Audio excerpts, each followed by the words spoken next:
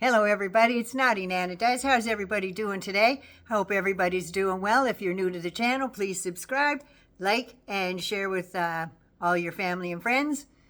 And if you check, you may have to resubscribe. That's going around a lot. I had to resubscribe to 3 of my favorite channels yesterday.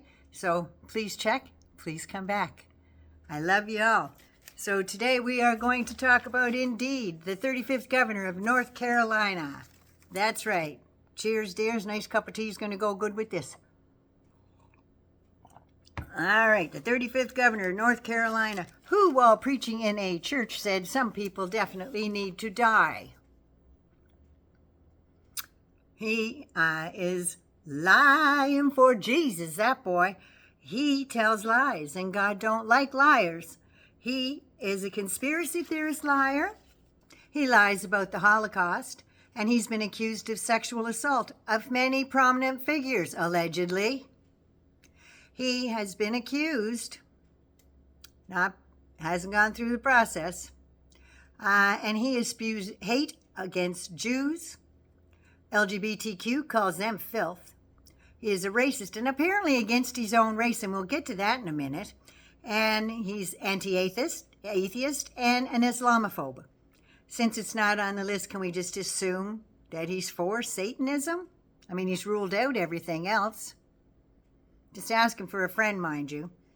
He thinks abortion is murder, but didn't mind paying for one in 1980. You, sir, are a skid mark on Satan's drawers. Because you quote Hitler, he says, you support Hitler? Well, I guess every history book in America supports Hitler now. They all quote him, says the narcissistic little loser. When most people and history teaches us all those horrible things that happen, so we don't go back to the vile rhetoric that he's spewing of hate, lies, to just try to control their country. He is one of the few black white supremacists, if you can say that.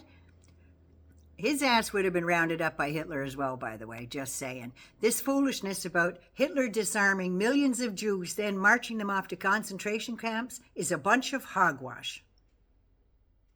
Really. Talk to the families that are still alive about the hogwash.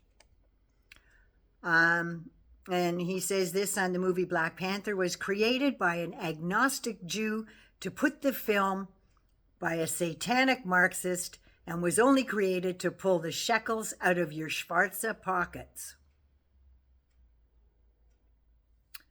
Later, he said, sorry, maybe I should have used different words.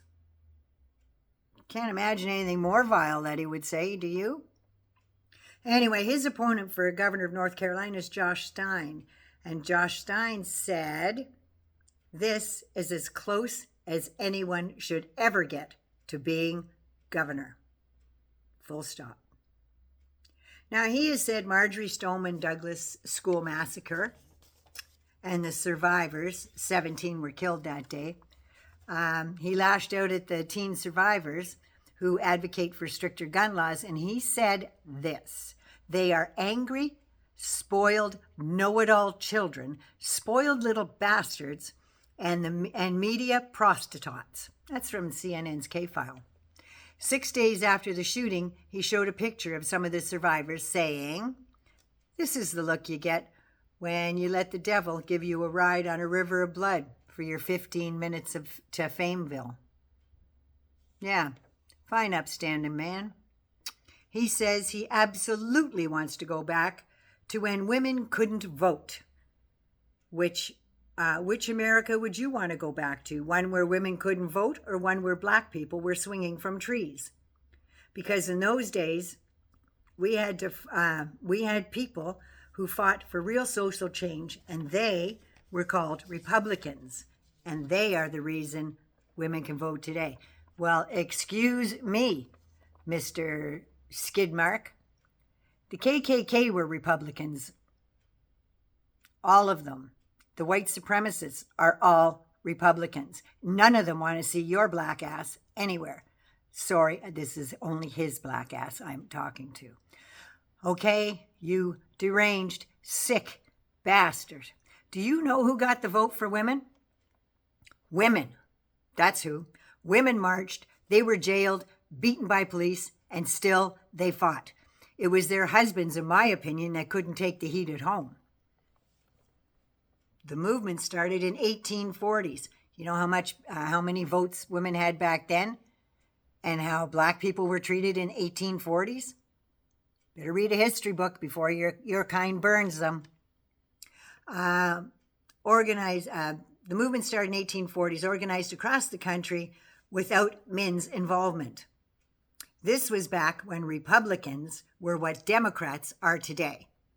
It wasn't until 1920, with the ratification of the 19th Amendment of the United States Constitution, that some women got the vote.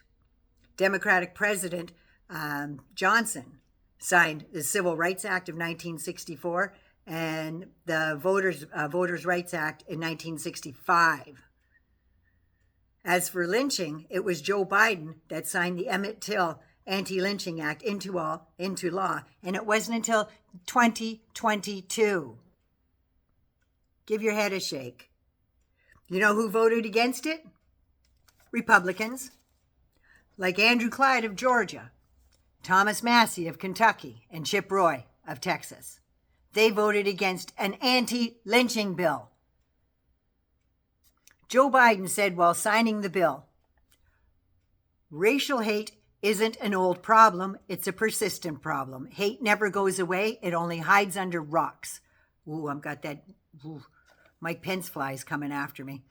It never goes away, it only hides under rocks. If it gets a little bit of oxygen, it comes roaring back out screaming. And what stops it? All of us. And Trump is their oxygen. So, Lieutenant Mark Robinson, crawl back under your rock and mind your own damn business. Everybody, especially North Carolina, South Carolina, Georgia, Florida, Texas, are some of the main states that are wiping out the rolls right now. So please check your voter registration. Re-register to vote if you've been peeled back from the rolls.